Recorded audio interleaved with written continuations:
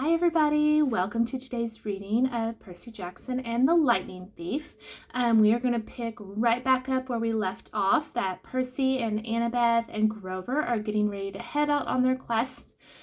Percy just received flying shoes from Luke, which Chiron told him that he would not be able to wear. So let's pick right back up. Chiron shook his head. Luke meant well, Percy. But taking to the air, that would not be wise for you. I nodded, disappointed. But then I got an idea. Hey, Grover, you want a magic item? His eyes lit up. Me? Pretty soon we laced the sneakers over his fake feet, and the world's first flying goat boy was ready for launch. Maya, he shouted. He got off the ground okay, but then fell over sideways, so his backpack dragged on the grass. The winged shoes kept bucking up and down like tiny broncos.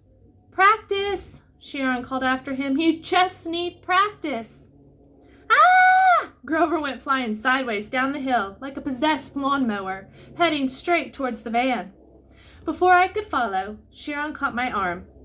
I should have trained you better, Percy, he said. If only I had more time. Hercules, Jason, they all got more training. That's okay, I just wish...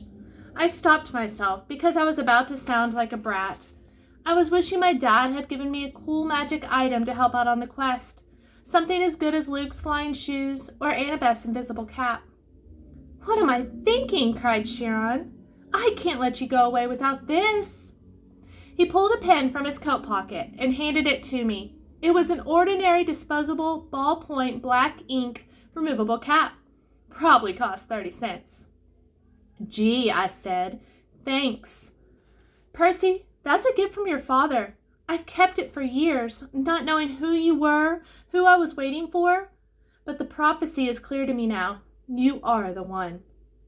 I remembered the field trip to the Metropolitan Museum of Art, where I had vaporized Mrs. Dodds. Chiron had thrown me a pen that turned into a sword. Could this be? I took off the cap, and the pen grew longer and heavier in my hand. In half a second, I held a shimmering bronze sword with a double-edged blade, a leather grip, and a flat hilt riveted with golden studs. It was the first weapon that actually felt balanced in my hand. The sword has a long and tragic history that we need not go into, Chiron said. Its name is Anaklemusos. Riptide, I translated, surprised that ancient Greek came so easily. Use it only for emergencies, Chiron said, and only against monsters. No hero should harm mortals unless absolutely necessary. Of course, but this sword wouldn't harm them anyway. I looked at the wickedly sharp blade. What do you mean it won't harm mortals? How could it not? The sword is celestial bronze. Forged by the Cyclops, tempered in the heart of Mount Etna, cooled in the river Lethe. It is deadly to monsters, to any creature from the underworld, provided they don't kill you first. But the blade will pass through mortals like an illusion. They simply are not important enough for the blade to kill. And I should warn you, as a demigod, you can be killed by either celestial or normal weapons. You are twice as vulnerable. Good to know. Now recap the pen. I touched the pen cap to the sword tip, and instantly Riptide shrank back to a ballpoint pen again. I tucked it in my pocket, a little nervous, because I was famous for losing pens at school. You can't, Chiron said. Can't what? Lose the pen, he said. It's enchanted. It will always reappear in your pocket. Try it. I was wary, but I threw the pen as far as I could down the hill and watched it disappear into the grass. It may take a few moments, Chiron told me. Now, check your pocket. Sure enough, the pen was there. Okay, that is extremely cool, I admitted. But what if a mortal sees me pulling out a sword? Chiron smiled. Mist is a powerful thing, Percy. Mist? Yes. Read the Iliad. It's full of references to this stuff. Whenever divine or monstrous elements mix with the mortal world, they generate mist, which obscures the vision of humans. You will see things just as they are, being half-blood, but humans will interpret things quite differently. Remarkable, really, the lengths to which humans go to fit things into their version of reality. I put Riptide back in my pocket. For the first time, the quest felt real. I was actually leaving Half-Blood Hill.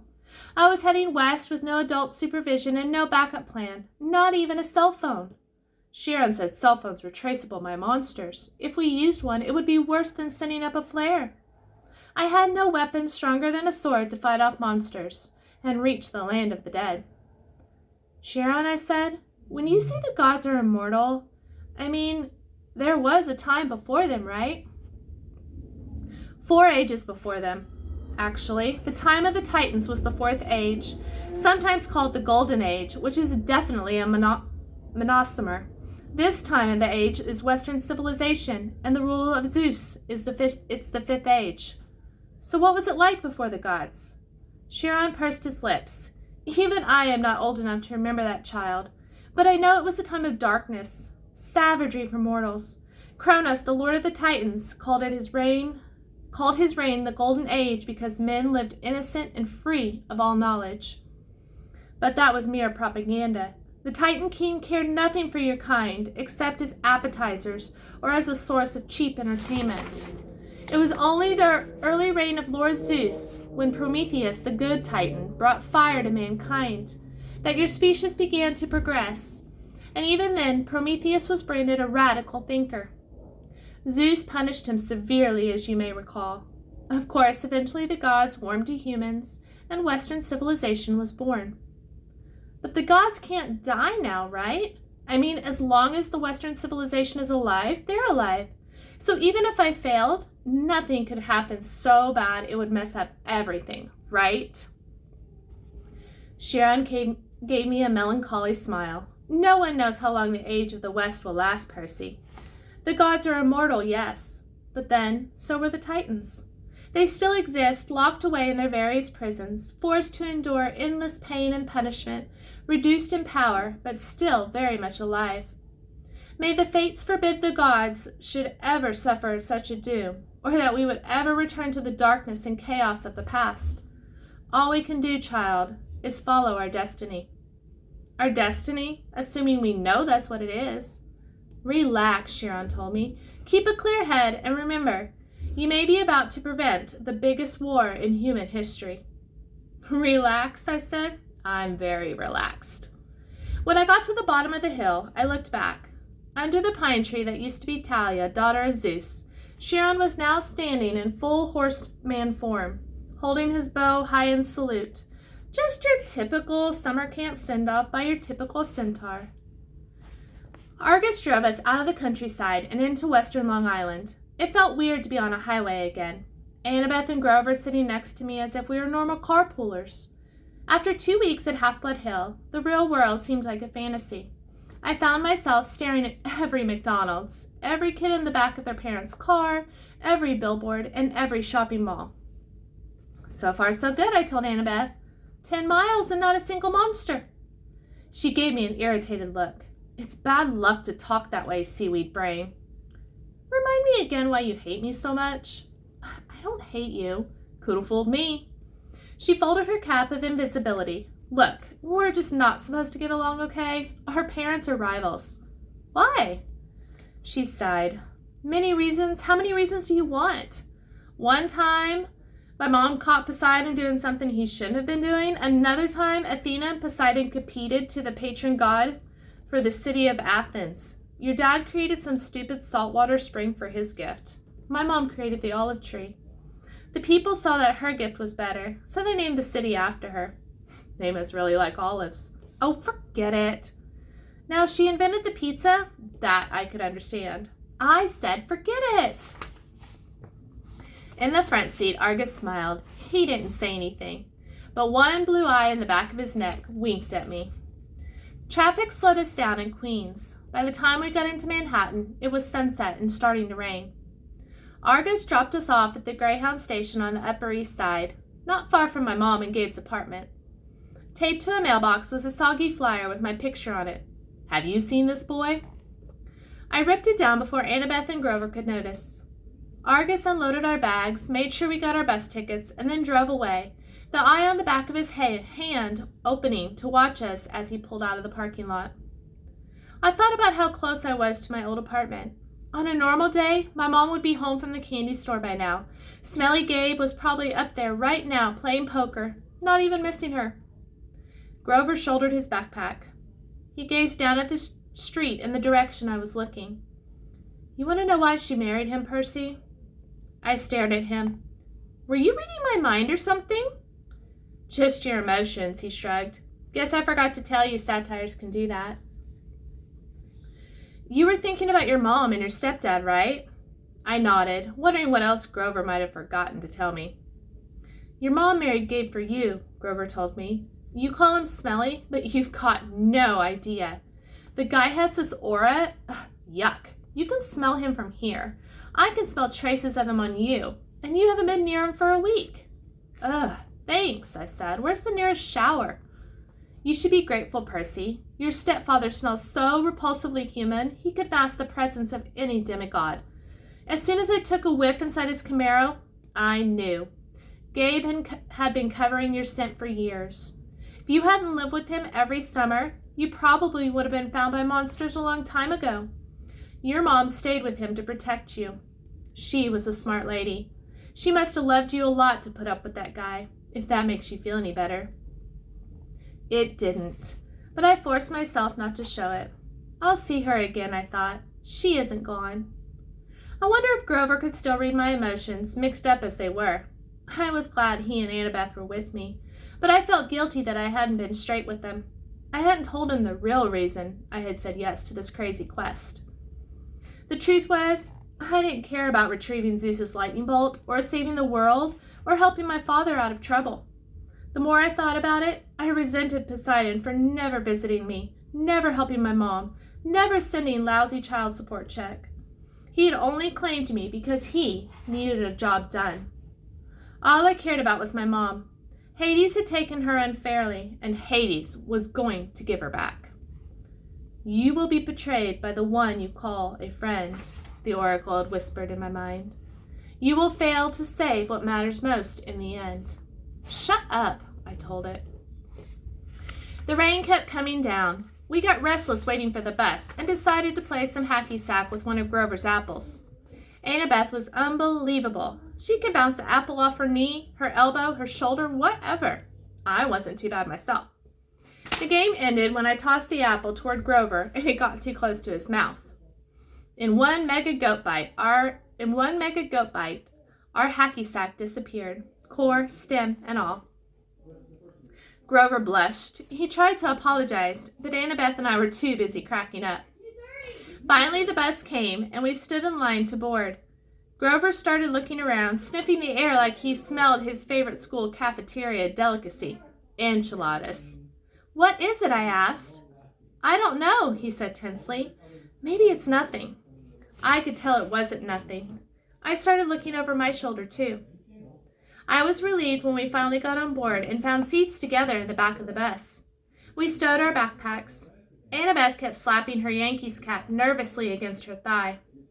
As the last passengers got on, Annabeth clapped her hand on my knee. Percy. An old lady just boarded the bus. She wore a crumpled velvet dress, lace gloves, and a shapeless orange knit hat that shadowed her face, and she carried a big paisley purse. When she tilted her head up, her black eyes glittered, and my heart skipped a beat. It was Mrs. Dodds. Older, more withered, but definitely the same evil face. I scrunched down in my seat. Behind her came two more old ladies, one in a green hat and one in a purple hat. Otherwise, they looked exactly like Mrs. Dodds. Same gnarled hands, paisley handbags, wrinkled velvet dresses, triple demon grandmothers. They sat in the front row right behind the driver. The two on the aisle crossed their legs over the walkway, making an X. It was casual enough, but it sent a clear message. Nobody leaves. The bus pulled out of the station, and we headed through the slick streets of Manhattan. She didn't stay dead long, I said, trying to keep my voice from quivering. I thought you said they could be dispelled for a lifetime. I said if you're lucky, Annabeth said. You're obviously not. All three of them, Grover whimpered. De Immortales! It's okay, Annabeth said, thinking hard. The Furies. The 3 worst monsters from the underworld. No problem, no problem. We'll just slip out the windows. They don't open, Grover moaned. A back exit, she suggested. There wasn't one. Even if there had been, it wouldn't have helped. By that time, we were on 9th Avenue, headed for the Lincoln Tunnel. They won't attack us with witnesses around, I said, will they? Mortals don't have good eyes, Annabeth reminded me. Their brains can only process what they see through the mist. They'll see 3 old ladies killing us, won't they? She thought about it. Hard to say, but we can't count on mortals for help. Maybe an emergency exit in the roof? We hit the Lincoln Tunnel, and the bus went dark, except for the running lights down the aisle. It was eerily quiet without the sound of rain. Mrs. Dodds got up. In a flat voice, as if she had rehearsed it, she announced to the whole bus, I need to use the restroom. So do I, said the second sister. So do I, said the third sister. They all started coming down the aisle. I've got it, Annabeth said. Percy, take my hat. What? You're the one they want. Turn invisible and go up the aisle. Let them pass you. Maybe you can get to the front and get away. But you guys, there's an outside chance they might not notice us, Annabeth said. You're the son of a big 3. Your smell might be overpowering. I can't just leave you. Don't worry about us, Grover said. Go! My hands trembled. I felt like a coward, but I took the Yankees cap and put it on.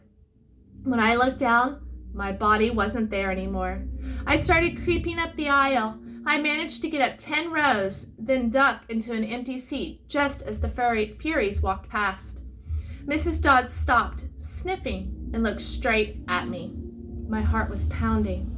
Apparently, she didn't see anything. She and her sisters kept going. I was free.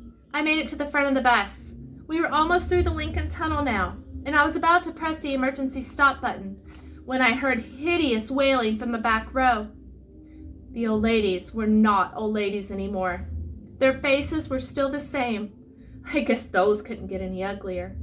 But their bodies had shriveled into leathery brown hag bodies with bat wings and hands and feet like gargoyle claws. Their handbags had turned into fiery whips. The Furies surrounded Grover and Annabeth, lashing their whips and hissing, Where is it? Where? The other people on the bus were screaming and cowering in their seats. They saw something, all right. He's not here, Annabeth yelled. He's gone. The Furies raised their whips. Annabeth drew her long bronze knife. Grover grabbed a tin can from his snack bag and prepared to throw it. What I did next was so impulsive and dangerous, I should have been named ADHD Child of the Year. The bus driver was distracted, trying to see what was going on in his rearview mirror. Still invisible, I grabbed the wheel from him and jerked it to the left. Everybody howled as they were thrown into the right. I heard what I had hoped was the sound of the 3 Furies smashing against the windows. Hey! The bus driver yelled. Hey, whoa! We wrestled for the wheel. The bus slammed against the middle of the tunnel, the side of the tunnel, grinding metal and throwing sparks a mile behind us. We careened out of the Lincoln Tunnel and backed into the rainstorm. People and monsters tossed around the bus. Cars plowed aside like bowling pins. Somehow the driver found an exit. We shot off the highway, through a half-dozen traffic lights, and ended up barreling down one of those New Jersey rural roads where you can't believe there's nothing right across from the river of New York. There were woods to our left and the Hudson River to our right. The driver seemed to be veering towards the river. Another great idea. I hit the emergency brake. The bus wailed, spun a full circle on wet asphalt, and crashed into the trees. The emergency lights came on. The doors flew open. The bus driver was the first one out, the passengers yelling as they stampeded after him. I stepped into the driver's seat and let them pass. The Furies regained their balance. They lashed their whips at Annabeth while she waved her knife and yelled in ancient Greek, telling them to back off. Grover threw his tin cans. I looked at the open doorway. I was free to go, but I couldn't leave my friends. I took off the invisible cap. Hey! The Furies turned around, baring their yellow fangs at me. and the exit suddenly seemed like an excellent idea.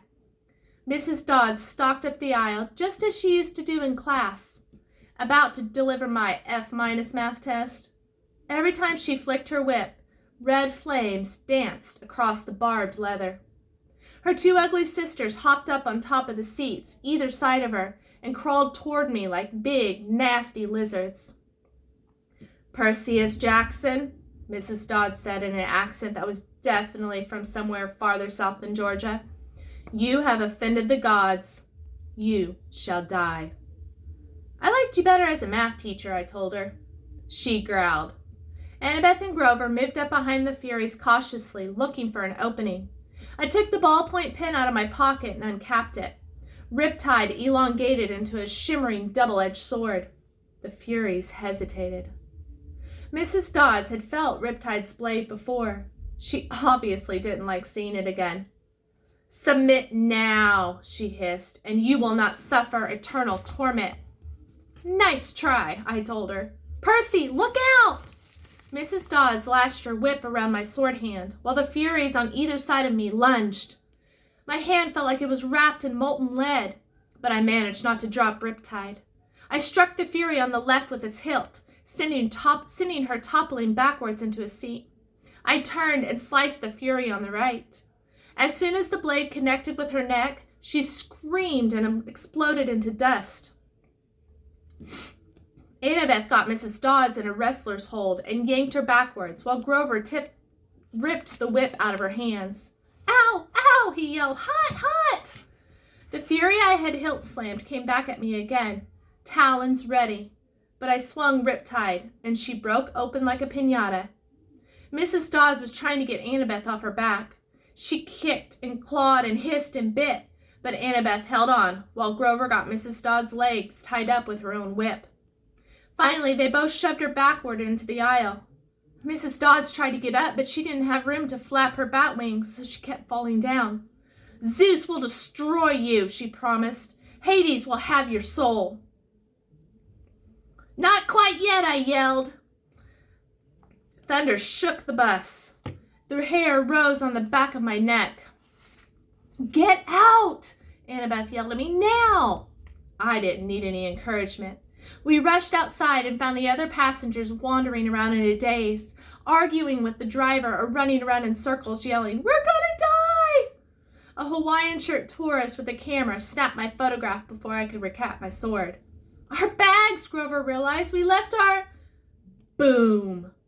The windows of the bus exploded as passengers ran for cover. Lightning shredded a huge crater in the roof, but an angry wail from inside told me Mrs. Dodds was not yet dead. "Run!" Annabeth said. "She's calling for reinforcements. We have to get out of here." We plunged into the woods as the rain poured down, the bus in flames behind us, and nothing but darkness ahead. That is our stopping point for today. I wonder what's going to happen next. Will the Furies follow Percy and Annabeth and Grover, or will there be more demons from the underworld?